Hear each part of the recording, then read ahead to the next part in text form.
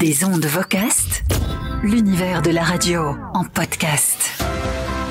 Salut à tous, c'est Olivier Audou, bienvenue dans ce 3e épisode de la saison 4 des ondes Vocast. Programme très chargé ce mois-ci à cause de la grosse actu radio du mois dernier. Alors dans notre première partie Actu Débat, j'accueillerai Julien Vigier. On va parler ensemble de 100% la radio du Sud-Ouest qui a reçu un petit coup de projecteur dans les médias nationaux. On expliquera pourquoi avec l'un de ses journalistes, Brice Vidal. On verra aussi comment s'est passé le lancement du DAB+ métropolitain et de ses 25 radios sur l'axe Paris-Lyon-Marseille. On reviendra aussi sur l'annonce par Lagardère de la fermeture de 30 des 70 radios locales de Virgin Radio et RFM. Rémi Bertolon viendra aussi nous parler de son expérience de Fanscore Music, l'outil créé par Bruno Vitek qui sonde les goûts musicaux des auditeurs. Et enfin, on fera un petit bilan de toutes les réunions professionnelles du mois passé, dont les Radio Days Europe qui ont eu lieu à Lisbonne. Des ondes Vocast étaient présents sur place et dans notre seconde partie entretien, on retrouvera non pas une, mais 13 interviews de dirigeants et personnalités du monde de la radio, réalisées en direct dans les couloirs des Radio Days. On retrouvera entre autres Lionel Guiffant de RCS, Laurent Frisch de Radio France, Alfredo da Silva de Capsao, Michel Collin de Médiatique Conseil, Vincent Soulet de Chéri FM et plein d'autres interviews auprès de Radio Player, Binge Audio, Radio Line, iHeartMedia, VBU, la Co-Audio, etc., etc. Allez, des ondes Vocast, épisode de novembre, c'est du lourd et c'est parti. Des ondes Vocast, l'actu débat. Julien Vigier, bonjour. Bonjour Olivier, bonjour à toutes et à tous. Quel programme! Waouh! Eh oui, alors Julien, tu vis à Toulouse et l'une des radios du coin, c'est 100%, première radio indépendante d'Occitanie. 100% est passé le mois dernier sous le feu des projecteurs des médias nationaux à cause d'un fait divers dans le Tarn. Et Julien, tu as rencontré Brice Vidal pour en parler avec nous. Et oui, on est avec Brice Vidal qui est le coordinateur des rédactions de 100%. Bonjour Brice. Salut Julien. La radio régionale 100%, vous la connaissez, elle est numéro 1 en Occitanie. Elle émet à Castres, Mazamet, Perpignan, Auch, Carcassonne, Pau et Toulouse. On est d'ailleurs dans un petit troquet ici à Toulouse pour évoquer l'information sur cette radio et plus particulièrement pour parler de l'affaire de la disparition de Delphine Jubilard. La disparition, elle a eu lieu dans le Tarn, hein, c'est là que ça s'est passé, la genèse. C'est la zone historique de 100%. Donc dès le début, vous à 100%, Brice, vous suivez l'affaire. Elle a une place importante dans les journaux de 100%. Ouais, elle a une place évidemment importante dans l'actualité locale et nationale, mais sans en faire a priori trop, parce qu'on s'est aussi vite aperçu dès le mois de mars, février, quand cette affaire, on sentait que ça ressemblait de plus en plus à une forme de cold case. On a senti aussi que les auditeurs, les lecteurs aussi du site internet ne voulaient pas qu'on parle de Jubilard pour parler de Jubilard, pour faire du clic. Alors après, on arrive à fin septembre. Bon, il se passe quelque chose d'assez incroyable. Il y a une émission sur la radio 100% qui est dédiée à la voyance. Et au cours de cette émission, la mère de Delphine Jubilard prend contact avec vous. Oui, c'est-à-dire que on est une radio référence dans le Tarn, donc elle nous appelle. Il y a un animateur et la voyante qui sont là, dans le cadre d'une émission qui s'appelle La Voyance en direct. Alors qu'est-ce qu'elle dit à ce moment-là ? Elle dit lorsque les gendarmes m'ont interrogé, j'étais persuadé de l'innocence de mon fils. Et après tout ce que les gendarmes, donc dans le cadre de la garde à vue qu'elle a subie, eh bien elle dit au regard de tout ça, je suis désormais persuadé qu'il est coupable. Alors il y a cette séquence donc qui est incroyable où vous avez cette révélation. Ensuite de ça, vous avez l'interview où la maman de Delphine Jubilard revient un peu sur ses propos. Bref, là c'est l'emballement. En fait, c'est surtout ça, moi, dont j'ai envie de parler. C'est l'emballement parce que toi, à un moment donné, on te retrouve en tant que coordinateur des rédactions sur BFM. Et ça, c'est rare en fait pour quelqu'un d'une radio régionale, pour un journaliste ou un rédacteur en chef d'une radio régionale, de se retrouver avec autant les projecteurs braqués sur lui. Il y a un peu tout à ce moment-là. Peut-être la fenêtre actualité, elle est un peu vide. Donc de l'affaire Jubilard, évidemment, ça fait beaucoup réagir en France. Donc comment on gère? À partir du moment où l'info sort, il y a nos confrères de la Dépêche qui font que j'avais eu quand cette affaire était sortie, donc ils savaient qu'on avait quand même une petite grenade quand même dans l'émission, et donc ils ont été à l'écoute de ce qui a été diffusé le matin. Et effectivement, la caisse de résonance que représente aussi un journal, un groupe comme la Dépêche du Midi, ça fait une caisse de résonance terrible. Et il y a BFM, le Figaro qui appelle, voilà, on va faire des directs, on va ci, on va ça. Et À la direction de 200%, du coup, on est content parce que on sait qu'on tient une médiatisation de la radio, c'est toujours une bonne chose, c'est une publicité. Et toi, de ton côté, tu fais attention, faut pas non plus que ça devienne un buzz. faut pas que ça devienne un bad buzz. Ça devienne un buzz, mais pas un bad buzz. Donc après, ils ont confiance dans notre équipe. Ils savaient aussi où on allait et pourquoi on l'avait éditorialisé comme ça. On a vite compris qu'on était à l'abri du bad buzz. Et puis après, il a fallu juste gérer le sommeil. Alors, il y a aussi quelque chose, et c'est ma dernière question, c'est la création de l'information. Pour le coup, 100%, ça enquête. Ici à Toulouse, on a parlé de la prostitution des mineurs. C'est une vraie enquête que vous avez menée. Ça se fait de plus en plus rarement. Est-ce que tu penses, toi, que pour les radios régionales, maintenant, il faut passer par là ? Moi mon analyse c'est que, et notamment depuis la période de pandémie et tout ça là, c'est que les robinets à musique ils se sont cassés la gueule quoi.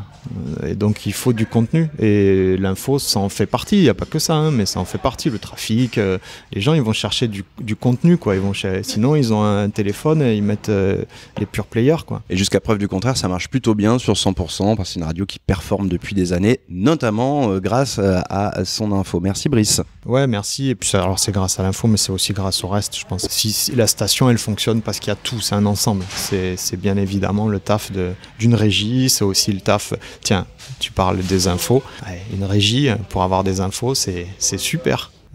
C'est QFD pour tous ceux qui travaillent avec des commerciaux, un commercial il a plein d'infos. La petite tuyau pour les jeunes journalistes. Merci Brice. Oui, merci Brice Vidal de 100%. Alors Julien, l'actu, le mois dernier, c'était aussi l'annonce par Lagardère de son intention de fermer 30 des 70 radios locales de Virgin Radio et RFM, principalement dans des petites villes et des villes moyennes. Mais c'est le signe d'un long déclin pour l'ancien réseau d'Europe 2, autrefois très riche en radio locale. L'animateur Coé en a parlé sur Énergie, et ce qu'on peut dire, c'est qu'il n'a pas mâché ses mots. Mais c'est vrai ça, ils vont fermer des... on s'y attendait un peu. Quel gâchis. Mais vous savez, quel gâchis. Dommage. Mais je vais vous dire un truc. Ils sont mauvais. Ils sont mauvais. J'ai été dans cette radio, j'ai dirigé cette radio, elle s'appelait Europe 2. C'était une bombe de grosse marque. Ils en ont fait de la merde. Mais jusqu'au bout. Ah, je suis d'accord avec les mecs en place, ils sont mauvais. La radio, elle meurt à cause d'eux. Ce qui est gênant dans ces gens-là, c'est que c'est à cause de gens mauvais. Il y a des emplois derrière qui sont perdus juste parce que vous mettez une burne à la direction. Ça me fait mal au cœur parce que des radios, j'aime ça, même des radios concurrentes. J'y suis passé, je les connais. Il y a plein de choses à faire avec cette radio. Je trouve qu'à un moment donné, cette radio, ça fait mal au cœur. On y est allé, on s'est amusé. Les premières émissions dans les Zéniths, c'était nous, à 10 000 personnes le matin à 7 heures. Amnéville. On a fait des trucs. La radio faisait 7,5 points d'audience. Aujourd'hui, elle fait 3. Mais attends, avec autant c'est tout, excusez-moi, c'est des mauvais. Mais ça fait de la peine. Hein. Moi, j'aime profondément la radio. Oui. Comme j'aime profondément le fait de parler aux gens. J'aime la radio. C'est pour ça que des fois, je suis le premier à vanner les RTL, les machins. Vous le savez que c'est une vanne. Voilà. J'aime globalement ce média. Vous savez, je dis un truc, ce sera le dernier truc sérieux. Après, on repasse à la déconne. Dans cette maison, il y a un dernier vrai patron de radio qui est le propriétaire depuis des années. Oui, c'est Jean-Paul. Il m'a viré 3 fois ou 4 fois. Je peux vous dire ça. Non mais j'en parle en toute liberté. Mais il t'a repris 5 fois. On s'est déjà fâché plein de fois. Mais c'est un mec qui c'est un passionné. Des fois, il y a des radios, il n'y a plus de patron. Ouais. Donc voilà, il y a des radios qui meurent. Et je vais vous dire un truc, c'est que le début. Il y a d'autres radios qui vont mourir. Juste parce qu'elles ont été gérées par des burnes, qui n'ont pas été capables de voir que le digital est passé par là, et qu'à un moment donné, il fallait changer les choses, il fallait un peu plus aller sur le digital. À 30 ans, t'avais pas Facebook, t'avais pas les réseaux sociaux. Aujourd'hui, t'as une concurrence de dingue. Si tes programmes ne s'adaptent pas, t'es mort. Merci à Eddy du site Radioscope pour cet extrait. Alors, Julien, tu le sais, on aime les anecdotes croustillantes dans ce podcast. Ouais, ça, on peut le dire, on aime bien. Et notre expert en la matière, c'est Rémi Bertolon. Salut Rémi. Salut. Alors, tu vas nous parler d'un outil d'enquête pour réaliser une programmation musicale. Oui, je trouve que c'est très intéressant de se mettre à la place de l'auditeur ou de celui qui répond aux enquêtes. On est souvent trop du côté des coulisses de la radio, mais il n'y a rien de mieux que de vivre l'expérience le plus naturellement possible. Alors, c'est pour ça que je voulais te faire un petit retour de l'outil d'enquête Fanscore Music. Déjà, est-ce que tu connais, toi, Olivier ? Oui, c'est un outil conçu par Bruno Vitek, si je m'abuse, une enquête musicale réalisée à distance plutôt qu'en présentiel. Et donc, tu l'as testé ? Oui, c'est ça, je l'ai testé, mais comme je te l'ai dit, c'est vraiment du côté de l'auditeur, puisque le hasard a plutôt bien fait les choses. Je terminais mon petit déjeuner un samedi matin, c'était le week-end, j'étais avec ma fille, plutôt cool, et je vois passer une publicité sur Facebook. On me propose de répondre à une enquête, et peut-être d'ailleurs de gagner au passage un séjour Europa Park, donc c'est plutôt sympa, il me semble que c'est Spark, si mes souvenirs sont bons. Donc je saute sur l'occasion et ma fille a également participé à cette enquête parce que, bon, on peut l'avouer, elle a 5 ans et souvent dans les voitures par exemple, les enfants sont prescripteurs de l'écoute musicale pour changer de radio ou pas. Donc elle est restée avec moi et je précise aussi que j'ai vraiment répondu avec mes goûts personnels et les goûts de ma fille. Donc on a été très honnête sur cette enquête. Alors Rémi, comment ça se passe l'enquête Fanscore Music, raconte? Dans un premier temps, c'est plutôt classique. On indique son profil, prénom, âge, etc. Je pensais indiquer même mon adresse mail. Mais ça, il faut attendre la fin du questionnaire. C'est plutôt bien senti parce que la carotte, pour certains, c'est le séjour Europa Park. Et puis ensuite, l'enquête commence. Alors, à chaque fois, c'est le même rituel. Un extrait musical très court. On nous demande si on connaît ce morceau. Si on le connaît, il faut l'apprécier, dire tout simplement « j'adore »,« j'aime »,« j'aime pas », on coche. Au début du questionnaire, je pensais que l'appréciation entre j'aime et j'adore était un peu trop fine. Et puis finalement, quand je voyais ma fille opérer, finalement, ça fonctionne. Quand elle aimait, elle disait tout simplement qu'elle aime. Et puis quand elle était fan, elle disait j'adore. Donc on voyait bien la nuance très clairement. Et puis si vous ne reconnaissez pas le titre que vous entendez, on vous demande si vous aimeriez forcément l'entendre sur cette radio. À vous ensuite de vous exprimer. Sinon, dans l'utilisation de l'application, d'ailleurs, c'est même pas forcément une application qu'on télécharge, c'est sur le web, c'est très très fluide. Je trouvais que ça fonctionnait bien, ça s'enchaîne très rapidement. L'enquête n'est pas trop longue, il ne fallait pas que ça dure beaucoup plus longtemps, honnêtement, mais j'ai tenu sans non plus me forcer. Il n'y a pas de lassitude, c'est important aussi pour la qualité du questionnaire et de l'enquête. Donc franchement, c'était plutôt bien. Et quelle musique as-tu entendue ?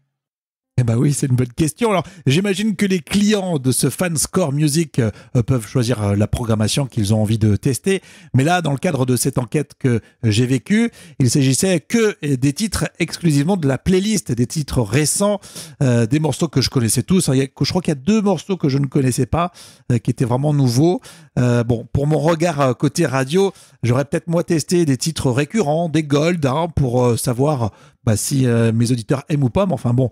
Oui, ou alors des titres en playlist pour les artistes français ou francophones, c'est peut-être intéressant.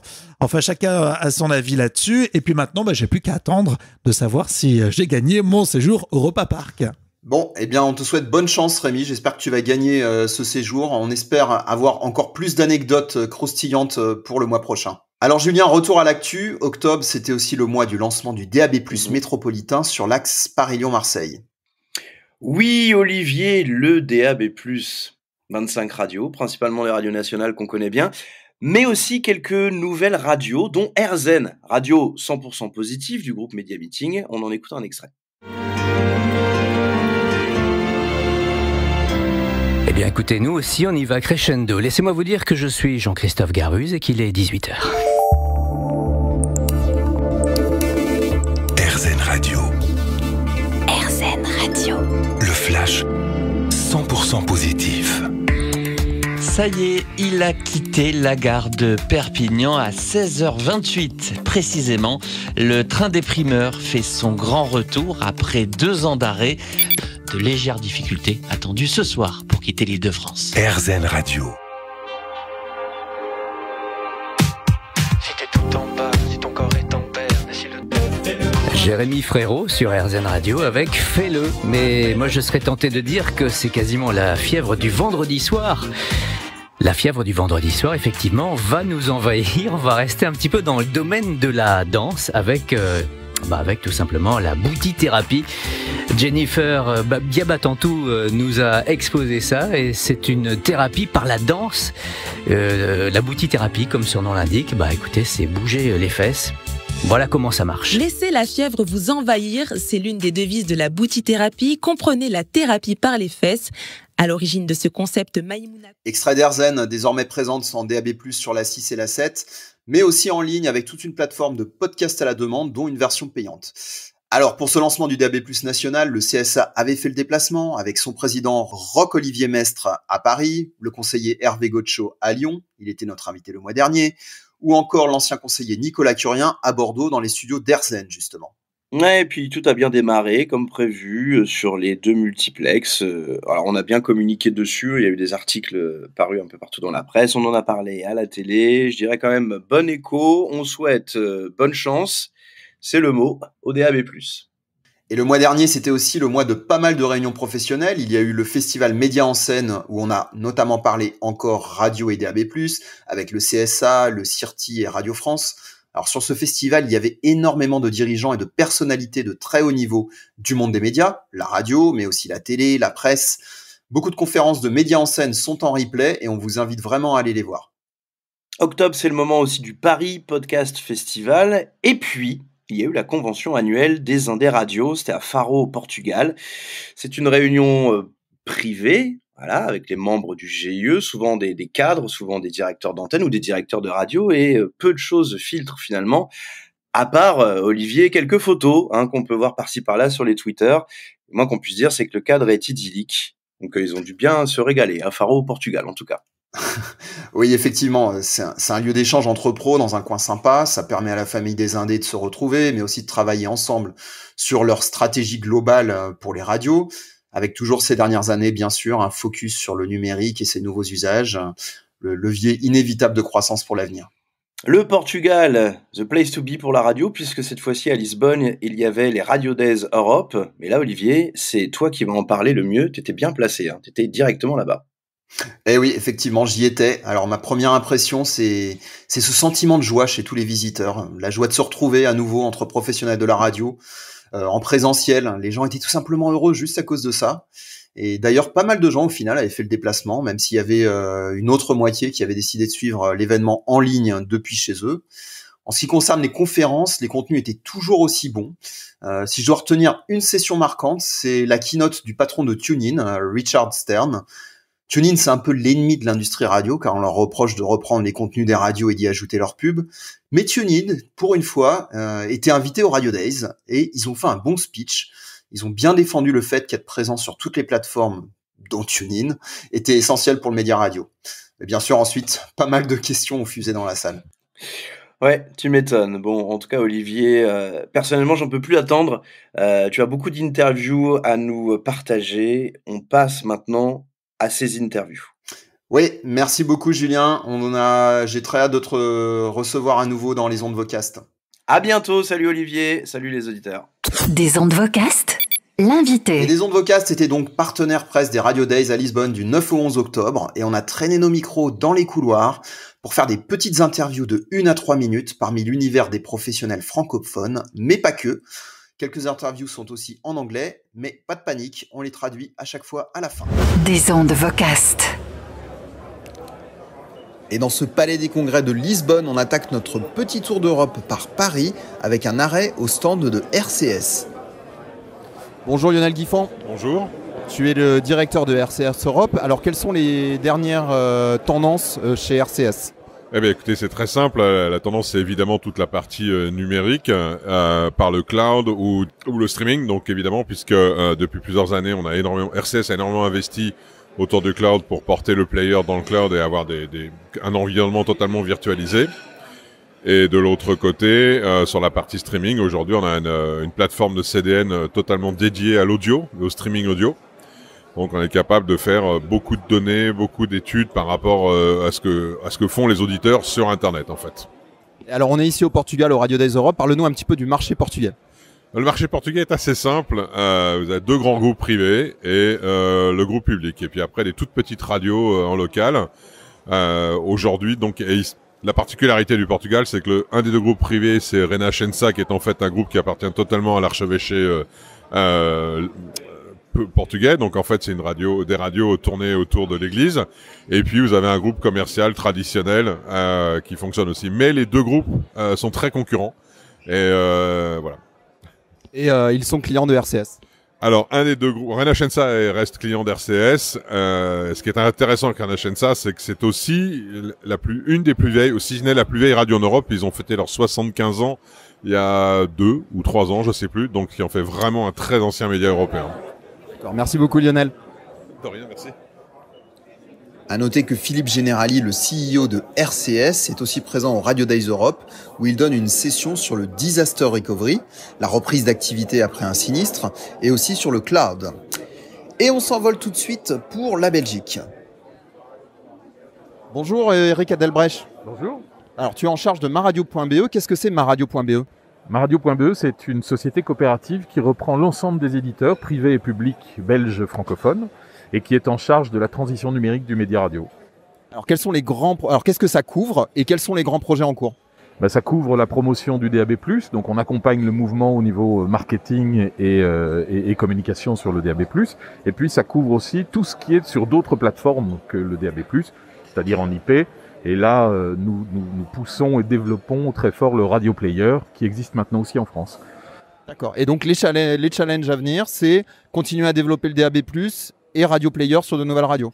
Le challenge, c'est d'accompagner les auditeurs qui ont l'habitude de nous écouter en FM sur les nouveaux supports de demain pour que un jour peut-être la FM disparaisse et nous soyons toujours présents sur les supports digitaux. D'accord, merci beaucoup Eric Adelbrecht. Merci.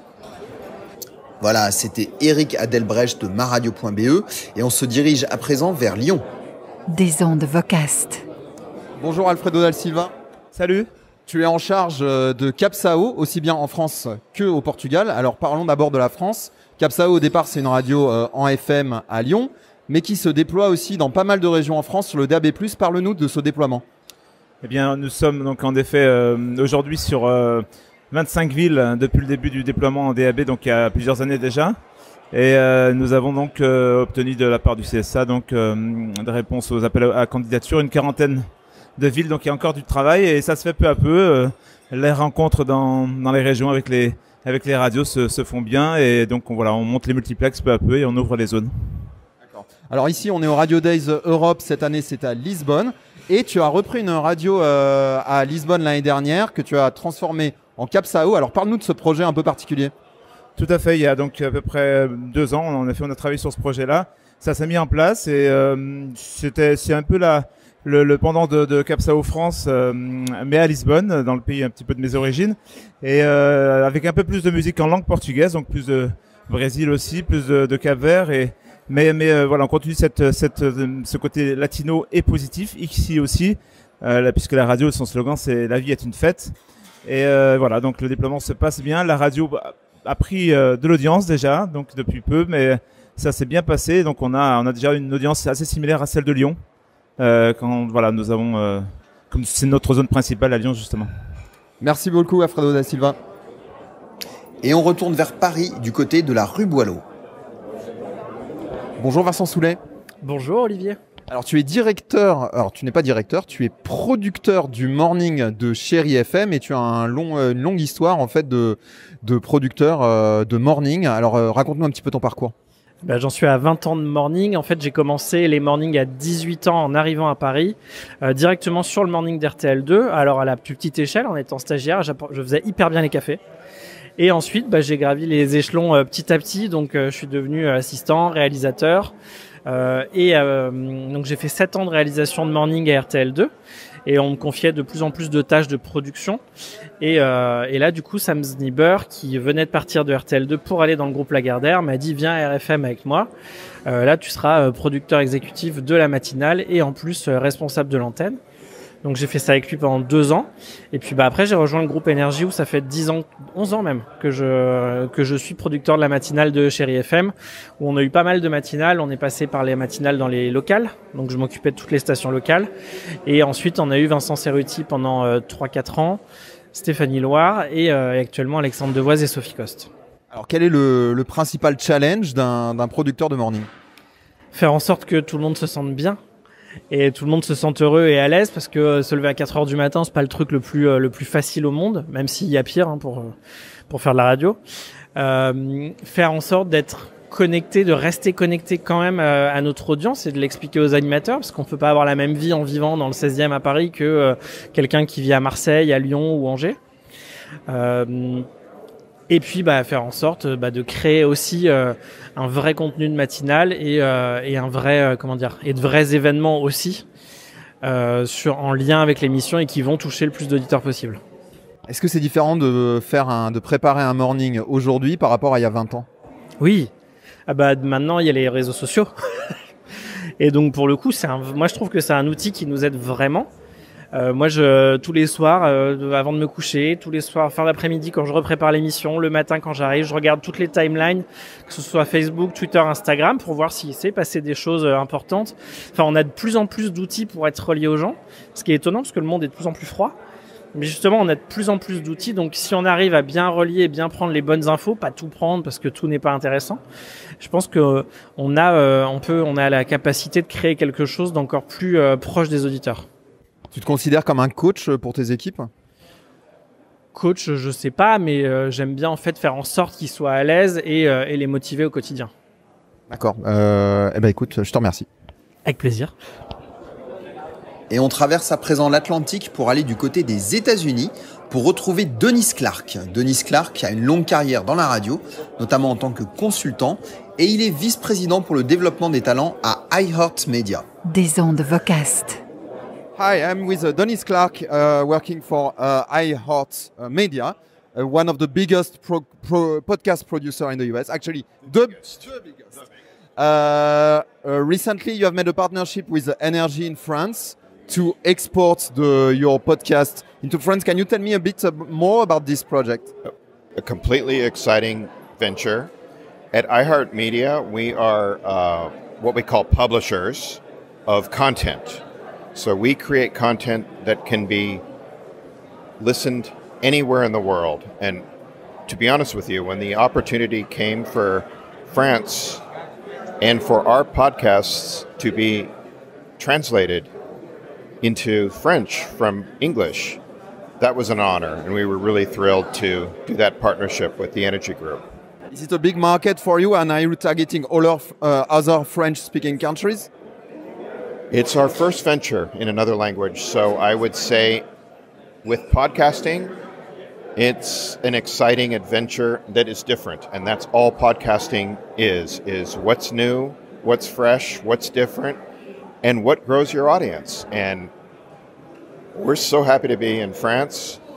We're thrilled to be, Canada is listening to our podcast. They have the iHeartRadio app in Canada. So we're thrilled to have both English and French there as well. So that's another wonderful opportunity. Do you have any other projects of developments in Europe, either in the podcast area or the radio area, that you can speak about? No, but you'll be excited. All right. Okay, we're looking forward to it. Thank you so much. Nice to meet you. Alors, iHeartMedia, c'est le plus gros producteur de podcasts aux États-Unis et aussi le propriétaire de nombreuses radios FM. J'ai demandé à Denis quelle était la nature du partenariat récent avec Energy Group pour l'export des podcasts de iHeartMedia en français. Alors, il a expliqué que c'était un projet excitant car c'est la première fois qu'iHeartMedia va exporter ses podcasts dans une langue étrangère. Et en tant que diffuseur de contenu, c'est son objectif de faire toujours grandir ses audiences partout dans le monde si possible. Et donc ce partenariat est donc une étape importante, non seulement sur le marché français, mais aussi sur le marché Canada francophone où l'application iHeartMedia est bien implantée. J'ai enfin demandé à Denis Clark si iHeartMedia avait des projets de croissance externe en Europe, soit dans le podcast ou soit dans la radio traditionnelle. Alors, si Denis n'a pu révéler d'informations, il a annoncé que les nouvelles pourraient être excitantes. Voilà, donc à suivre. Et on revient tout de suite en France, plus particulièrement dans la région de Montpellier. Alors, je suis avec Vincent Benveniste, qui est le président de la Co-Audio. Bonjour Vincent. Bonjour. Alors, qu'est-ce que la Co-Audio ? La Co-Audio, c'est un petit ovni qu'on a lancé il y a 2 ans à Montpellier. En fait, mon domaine d'activité principal, ce sont les logiciels pour les radios. Donc à travers des entreprises comme David Systems et Netia qui fournissent des infrastructures aux radios. Et on a fait le constat suivant, c'est que nos entreprises n'avaient pas suffisamment de visibilité sur l'industrie, n'avaient pas suffisamment de relations, de coopération. Et on s'est posé la question aussi, est-ce qu'on devrait s'engager pour aider à la coopération? On a dit oui, et ensuite on s'est dit, mais en général, les acteurs de l'audio ont tous ce même problème. C'est-à-dire que ce n'est pas simplement la radio qui manque de coopération, ce sont des acteurs économiques qui sont toujours relativement modestes, chacun, y compris des grandes radios nationales, sont modestes par rapport au monde. On l'a vu ça à Radio Days hier, montrer la taille des planètes des radios par rapport à la taille des planètes des Apple et des Amazon. Donc on s'est dit, il faut qu'on ait une démarche transversale à l'audio. Et on a fondé cette activité avec quelques personnes qui viennent de la radio au départ, qui s'appelle la Co-Audio. C'est un réseau, c'est un think tank. Maintenant, ça devient un do tank, c'est-à-dire une plateforme qui permet d'expérimenter, de collaborer, de partager des meilleures pratiques entre différents acteurs de l'audio afin qu'elles puissent déjà développer leur propre cas d'usage, leur propre bien-être, on va dire, mais aussi afin de les aider à coopérer avec d'autres industries culturelles et créatives, ou bien développer avec d'autres industries en général, comme l'industrie de la santé, parce que l'audio a un rôle de plus en plus important dans la santé, comme toute autre industrie qui peut se servir de l'audio, l'automobile, etc. Voilà, donc c'est une démarche relativement inclusive et participative qui nous anime.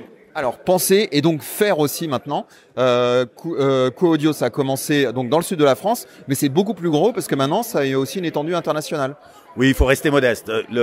Co-Audio, déjà, c'est un succès en termes d'intérêt. C'est-à-dire que les gens comprennent cette démarche transversale. Les gens comprennent qu'on a tous intérêt à faire tomber les silos organisationnels dans le monde de la radio, par exemple, mais aussi entre les différents acteurs de l'audio, de faire tomber ces silos pour pouvoir trouver des nouvelles sources d'activité, d'innovation. Et donc en termes de résultats, on a à peu près 1800, 1700 followers sur LinkedIn avec la Co-Audio. On a une centaine de membres. On a étendu le bureau de la Co-Audio. On est passé du monde de la radio uniquement à maintenant des membres qui sont des podcasteurs, des membres qui sont des membres du bureau on est 9. Qui sont des gens spécialistes en post-production, en formation. Donc on essaie de couvrir à l'intérieur de la Co-Audio toutes les différentes missions qu'on peut avoir. Et ça marche bien. En termes d'internationalisation, on a un peu ralenti notre internationalisation qu'on avait bien démarré au début à cause de la crise. Mais on a des membres qui sont en Suisse, on a des membres qui sont à Berlin. Consolab est à Berlin, Danexis est en Suisse. Hier, à Radio Days, on avait 6 membres sur scène. Dont David Systems aussi, bien sûr, qui est de Munich. Et l'idée, bien sûr, c'est d'en faire un outil de coopération à travers le monde. Il se trouve que c'est né à Montpellier parce que Montpellier est une terre d'échange. C'est une terre qui montre que l'esprit de collaboration peut être une source d'innovation.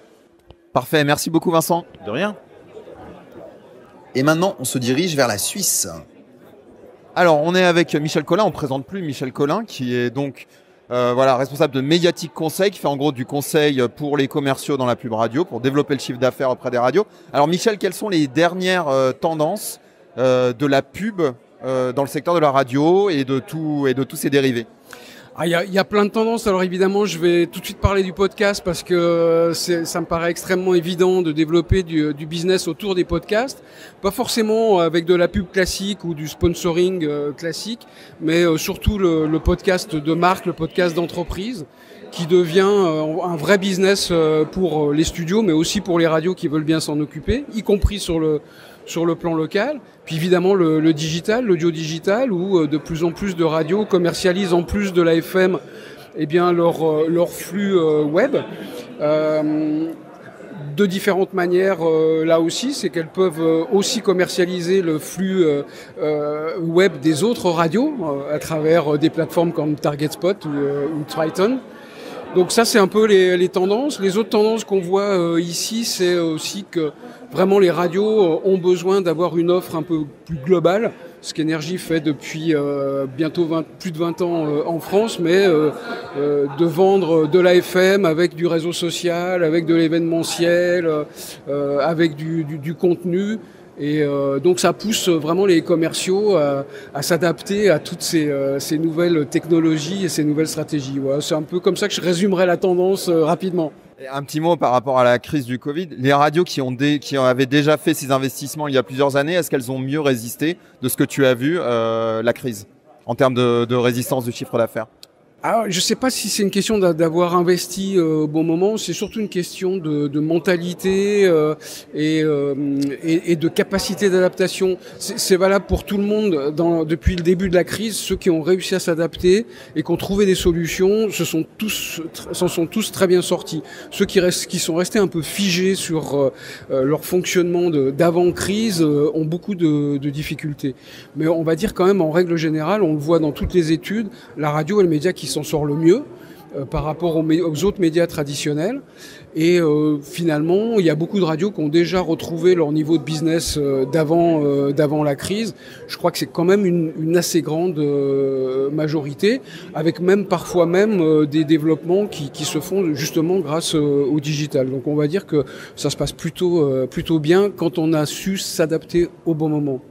Une dernière question, le DAB+ métropolitain est lancé ce 12 octobre en France. Est-ce que tu vois ça aussi comme un levier de croissance pour les radios à un certain horizon de temps? Oui, à une condition, c'est d'avoir pensé au modèle économique avant de demander une licence DAB, ce qui est le cas de très peu de pure players DAB. Qui partout, y compris même ceux qui sont déjà en région, réalisent qu'il n'y a pas de marché publicitaire pour des radios DAB. Qui cherchent des régies à tout prix et qui n'en trouveront pas parce que les régies qui sont en place, elles n'ont rien à faire d'audience extrêmement fragmentée. Voilà, le seul modèle qui est particulièrement remarquable, c'est celui d'Airzen, qui avant même de démarrer a un vrai modèle économique qui tient la route avec des partenaires annuels, du contenu de marque, du podcast et de la pub. Et puis derrière une structure qui tient la route. Donc voilà, observons ce que va faire Airzen, parce que je pense que c'est eux qui vont servir de référence pour les radios DAB dans les années à venir. Et le marché après décidera. Merci beaucoup Michel. Je t'en prie, merci à toi. Et on reste en Suisse, sur les bords du lac Léman, à Genève. Des ondes Vocast. Edita Kurachova, good morning. You are the new head of radio at the EBU. Can you tell me about your role at the EBU? Good morning. So my role is to speak to the EBU is an association of all the public service media, and I'm responsible for the cooperation of public service radios. So in my role, what we are going to focus on now is to talk about all the topics related to public service radio broadcasting in Europe, both in distribution as well as in the content. Okay. So when you talk about content, is it about only a spoken program, or it's also about music? It's both. Music is actually a separate unit within that department, so we focus a lot on music because music is an integral part of radio broadcasting. For me, what's interesting is to see, not to forget that radio is still a radio, so to speak about the content that makes radio, like morning talks, live interviews, etc., but also about podcasts and the new formats for online distribution. Because I think that not everything that is working well on radio will be working well online, and vice versa. And I think that we should not forget that there are two separate tracks kind of the content. Okay. How does it work to organize the communication with the public broadcasters across Europe? So we've had the radio community is quite strong, and you also see it here. Everybody knows everybody, so it's a really nice network of people. For me, it's much easier to communicate with them, because then we have people, for example, as I've touched on podcasts, we would have podcast producers for various radio stations, and then we can collaborate, much quicker because we already have that community in place. So in terms of meetings, events that we'll organize, workshops, webinars, whatever else, this is quite an efficient network to have. Okay. Thank you very much, Arika. Thank you. Voilà, Edita Kutlachova, c'est la nouvelle chef du département radio de l'EBU. L'EBU, c'est l'European Broadcasting Union, aussi connu sous le sigle français de l'AER, l'Union Européenne de Radiodiffusion. Alors, Edita a rappelé que l'EBU regroupait tous les médias européens publics et que son rôle était de coordonner les radiodiffuseurs publics tant sur la partie distribution que contenu. Et au niveau des contenus, un département spécifique est dédié à la musique et un des points d'action est aussi sur les contenus parlés, tant pour les programmes en linéaire comme les mornings que pour les podcasts. Alors je lui ai demandé comment l'IBU communiquait avec les acteurs radiophoniques publics européens, ce à quoi Edita a répondu que c'était une communauté qui se connaissait bien, avec un réseau solide, ce qui facilitait grandement les échanges pour les réunions, les webinaires, les événements, les workshops, etc., etc. Voilà, tout de suite, on retourne en France, à Paris. Bonjour Xavier Filiol. Bonjour. Tu es le directeur des opérations de Radioline. Alors, qu'est-ce que Radioline ? Alors, Radioline, c'est un portail de radio qui existe depuis plus de 15 ans et qui, au bout de 15 ans, a agrégé la plus grosse base de données de radio et podcast au monde. C'est 110 000 radios et podcasts de 161 pays. Ça représente 10 millions d'épisodes de podcasts. Pas mal. Tu couvres toutes les radios françaises et leurs podcasts ? Absolument. L'intégralité de l'offre qui est en France est disponible chez Radioline. Alors, quels sont les grands projets de développement chez Radioline à l'heure actuelle ? Donc nous, notre promesse, c'est de proposer le contenu international au monde entier. La France, c'est 24% de notre audience. Et en fait, on multiplie nos audiences d'abord avec nos propres applications dans un maximum de devices. Donc on va être sur le mobile, dans tous les stores, sur les téléconnectés, dans la voiture, sur les montres et tout un tas d'objets connectés. Et après, c'est de croître avec nos partenaires, puisqu'on a une activité B2B, donc plus business to business, comme Virgin en Angleterre, Vodafone en Allemagne, Proximus en Belgique, Swisscom, etc. Donc pas mal de partenaires. Et dans la voiture, maintenant, un partenaire qui s'appelle Geely Group, qui a racheté Volvo, dans lequel, en fait, pour sa marque Link & Co, notre application est embarquée par défaut dans le dashboard. D'accord. Quel type de partenariat tu as avec les radios pour la diffusion de leur contenu ? Alors, on a signé plus de 8000 contrats avec les radios. Donc, il y a un contrat qui est disponible en ligne et qui non seulement établit la règle du jeu entre eux et nous, mais surtout donne accès à un dashboard donc, où les radios peuvent récupérer leurs statistiques sur leurs podcasts et sur leur flux live, bien sûr. Ils peuvent trier par partenaire, par pays, et avoir même un outil où ils gèrent eux-mêmes leur propre contenu, puisqu'en fait, ils contrôlent leur contenu, ils veulent changer leur logo, rajouter des flux, en enlever, rajouter des métadonnées, et ils ont accès à cette interface. Alors le CEO de TuneIn, qui est donc un concurrent de Radioline, a fait une keynote pendant cette session où en gros il a encouragé les radios à être sur tous les supports. Il a appelé ça l'ubiquité. Est-ce que c'est la même philosophie chez Radioline ?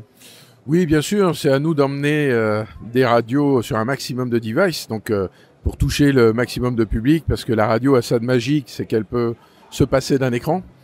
Et donc, c'est vrai que notre partenaire de Vialet, par exemple, qui est cette enceinte connectée, il n'y a pas du tout d'écran. Et en fait, on lance les radios directement depuis le device. Donc, il faut être partout. Et par contre, le secret de l'hyperdistribution, c'est de pouvoir la contrôler. C'est pas de l'interdire, c'est de la contrôler par des accords avec les agrégateurs, par le partage de données. Nous, on doit ces données aux radios. Nous, on va plus loin avec cet outil de contrôle du contenu.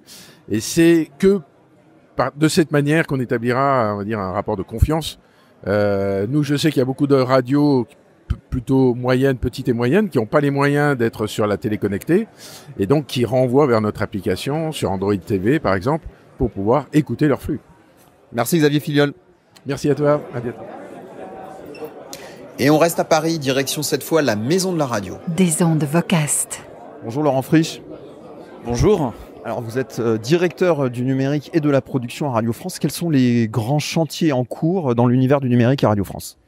Alors le grand chantier, c'est le développement de notre plateforme Radio France qui vise à établir un nouvel usage de la radio qui mêle la radio en direct, la radio à la demande, ce qu'on appelle communément maintenant le podcast, et développer un univers cohérent de tout ça. Alors, et quelle est la différence avec le portail existant ? Alors je sais pas ce que vous appelez par le portail existant. On a des sites de chaînes aujourd'hui, on avait une offre qui était organisée chaîne par chaîne et on se rend compte qu'on peut créer de tout ça une offre, des parcours d'écoute beaucoup plus riches, beaucoup plus denses, centrés sur les intentions, les envies, les désirs, la surprise, la découverte de nos auditeurs. Alors qu'est-ce qu'il y a derrière ? Il y a de l'intelligence artificielle ? Ah non, il y a d'abord des gens qui connaissent notre offre, qui composent des playlists spécifiques. On en a une par exemple là qui est sortie sur James Bond, rassemblant des programmes de nos différentes antennes pour créer un nouveau fil original. Mais on a surtout des éditeurs qui font des choix éditoriaux, qui font des mises en avant et qui proposent à notre public chaque jour un menu différent. Une dernière question, hier vous avez fait une conférence sur se défendre contre les GAFA. Quels sont les grands messages à retenir pour l'ensemble de l'industrie radio ? Oui, alors c'est pas vraiment se défendre contre les GAFA, mais ce n'est pas être dupe du jeu dans lequel on rentre avec eux. On a besoin d'eux pour que les gens nous découvrent. Par contre, on peut être aspiré par eux et devenir que des fournisseurs de contenu qui n'avons plus la main sur notre propos éditorial. Pour nous, notre enjeu, c'est de reconquérir la souveraineté éditoriale sur le numérique, celle qu'on a déjà quand on fait de la radio. Ce qui veut dire deux choses. D'une part, être fort sur nos propres supports. C'est pour ça qu'on développe la plateforme Radio France. Et d'autre part, leur laisser un certain accès à nos programmes, mais un accès en contrepartie d'un certain cadre qu'on fixe contractuellement avec eux. Merci beaucoup Laurent Frisch. Merci à vous, au revoir. Et toujours à Paris, on va maintenant dans l'univers du podcast. Gabrielle Boéry-Charles, bonjour. Bonjour. Vous êtes la cofondatrice de Binge Audio en 2016 avec Joël Ronez. Alors qu'est-ce que c'est Binge Audio ? Binge Audio, c'est un média podcast. Je dis média parce qu'on a une marque média, une présence auprès du public qui dépasse une simple production. Donc on a un média podcast. Aujourd'hui, on réunit, on fait 2 millions d'écoutes par mois. Donc c'est encore petit, émergent, mais c'est déjà un beau niveau pour peser dans le paysage médiatique. Et je pense qu'effectivement aujourd'hui, on est un média qui est reconnu et qui a sa place et ses marques programmes assez fortes. Alors parmi ces marques, il y a les couilles sur la table et un nouveau qui est une déclinaison qui s'appelle le cœur sur la table. Est-ce que tu peux nous en dire un peu plus sur ce projet ? Oui, alors maintenant c'est même un podcast qu'on a sorti en février et là qui voit en ce moment l'achèvement de sa première saison. Les couilles sur la table, c'était une série d'interviews pour examiner la question des masculinités avec des experts, des expertes. Le cœur sur la table, c'est donné qui est toujours animé par la même personne, la journaliste Victoire Tuaillon, qui est salariée chez Binge Audio à temps plein. Le cœur sur la table a pour ambition de proposer un nouveau regard sur toutes les relations amoureuses et la façon dont on peut à la fois les questionner avec un angle féministe et progressiste et aussi les réinventer pour imaginer des choses très souhaitables dans cette dimension très importante de nos vies. Alors tu es intervenu hier dans une table ronde au Radio Days Europe et tu as aussi expliqué qu'il y avait des déclinaisons en livres de ces podcasts. Est-ce que tu peux nous dire pourquoi ? Oui, j'ai été interrogée sur les revenus des auditeurs, des auditrices sur cette table ronde. Et ce que j'ai choisi de raconter, c'est l'histoire qui nous a conduit, à partir du podcast Les couilles sur la table, à sortir un livre tiré des couilles sur la table. Et on est en train de faire la même chose avec Le cœur sur la table, puisque le bouquin sort mardi 12 octobre. Et on a d'autres bouquins aussi en préparation. L'idée, c'est qu'en fait, j'ai raconté quand on avait lancé le podcast Les couilles sur la table en 2017 et puis en 2018-2019, on voyait qu'il y avait un gros succès d'audience, un gros succès de notoriété, un succès critique si on peut dire. Et en même temps, on avait honnêtement pas de recettes associées à ce programme. La pub se vendait pas, à la fois parce que le marché était pas mûr et parce que le titre du podcast faisait peur par sa vulgarité apparente, même si le contenu est très sérieux. Donc ça faisait plutôt peur aux annonceurs. Et l'autrice du podcast, Victoire Tuaillon, a commencé à réfléchir à l'idée d'un livre et elle a d'abord pensé, et nous aussi, avec à des éditeurs traditionnels pour faire le bouquin. Et après avoir un peu tâté le terrain, on a décidé d'être nous-mêmes, Binge Audio, l'éditeur de ce livre. Pourquoi ? Parce qu'en fait, on avait un actif énorme que n'ont la plupart du temps pas les éditeurs, qui est d'avoir une audience déjà engagée et qui était fan, si on peut dire, et qui était prête en fait à payer et qu'on pouvait toucher directement. Comment ? En faisant des messages annonçant la sortie du bouquin sur le podcast. Donc, on a fait une campagne de crowdfunding en 2019. On a vendu le bouquin à 4000 exemplaires. C'était intéressant parce qu'on a fait ça avant de lancer la production, c'est-à-dire qu'on a fait ça avec une visibilité, pareil, qui est un énorme privilège pour faire les choses de façon avec une visibilité. Et aujourd'hui, on en est à plus de 45 000 exemplaires de ce livre vendu. Et il entame un nouveau cycle puisqu'il sort en poche ces jours-ci, donc avec une reprise par un éditeur en poche, Seuil Point, dans la collection féministe. Et nous passons à d'autres projets aussi, avec le livre du cœur sur la table, qu'on a fait de façon beaucoup plus rapprochée avec le podcast, parce qu'on a pris la confiance quelque part là-dessus, et je pense qu'on a bien fait, parce qu'on vient d'en prévendre 6 000 cet été. Et nous lançons aussi une activité d'édition plus large, avec y compris la la production de livres qui ne sont pas reliés strictement à des podcasts, mais qui s'inscrivent dans le terrain éditorial sur lequel on a su se rendre légitime et utile, j'espère. Parfait. Merci beaucoup, Gabriel. Merci. Et on retraverse l'Atlantique pour aller cette fois-ci du côté du Québec. Des ondes Vocast. Alors, bonjour Christian Roy. Bonjour. Tu es responsable de l'ARC, ARCQ. Qu'est-ce que c'est l'ARC? L'ARC, c'est une association qui regroupe 37 stations de radio communautaires partout au Québec, qui couvre presque tout le territoire habitable au Québec. Et les radios communautaires, pour ceux qui ne connaissent pas, il y a une différence, il y a une nuance entre les radios communautaires et les radios associatives. Nous, on n'a aucune limite de temps publicitaire sur nos ondes. Donc, on génère beaucoup de revenus, même si on est des sociétés sans but lucratif. On remet tous les profits ou tout l'argent qu'on génère, on le réinvestit dans le contenu. Donc ça veut dire que vous avez beaucoup de contenu riche sur vos antennes. Dans plusieurs de nos stations, en effet, oui, ceux qui ont des marchés plus grands. Nos 37 stations sont foncièrement tous locales. Donc certains ont tendance à nous comparer comme un réseau, mais on est tout sauf un réseau. On est un groupe de radios indépendantes, tous locales, qui se côtoient et s'apprécient l'une l'autre, mais n'ont rien à partager, si on veut, l'une d'entre elles. Donc, à part de l'expertise ou des nouvelles de secteur. Alors, donc, ils sont foncièrement des pompes de nouvelles et de culture dans chacune de ces localités différentes, avec des accents et des façons de vivre propres à elles. Et comment l'ARC aide ces radios? À toutes sortes de niveaux, parce que quand même, ces stations-là sont isolées. Il y a aussi un roulement du personnel et la réglementation, toute la représentation vis-à-vis les instances politiques, autant municipales, moins municipales, mais provinciales et fédérales. Aussi garder les acquis au niveau des droits de diffusion et les renseigner sur diverses situations qu'ils n'ont pas nécessairement les connaissances ou qu'ils ont des questionnements. Le média évolue beaucoup et ils ont besoin d'apprendre eux aussi, malgré leur distance, comment le média évolue. Merci beaucoup Christian. Merci. Et bon retour au Québec. Merci. Et pour finir notre tour, on se dirige vers l'Allemagne. Caroline Grazé, good afternoon.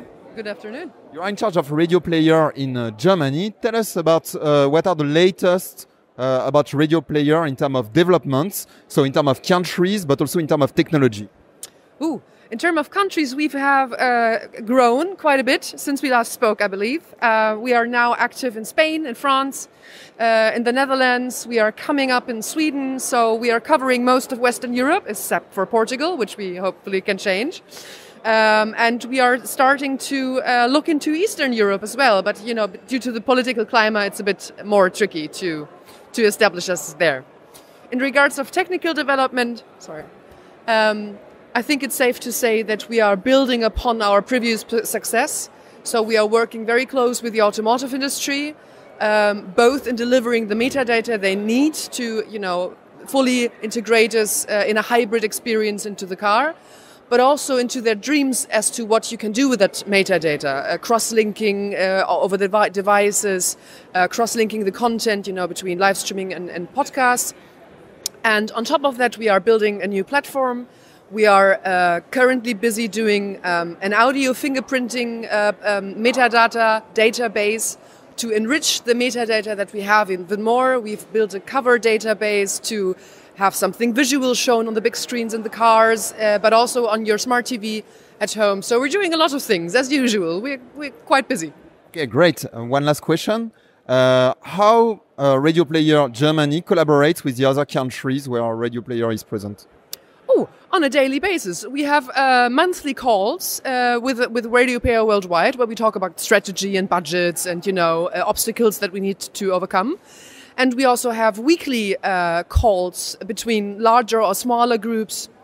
For example, we are currently building an Alexa skill for Radio Player in France.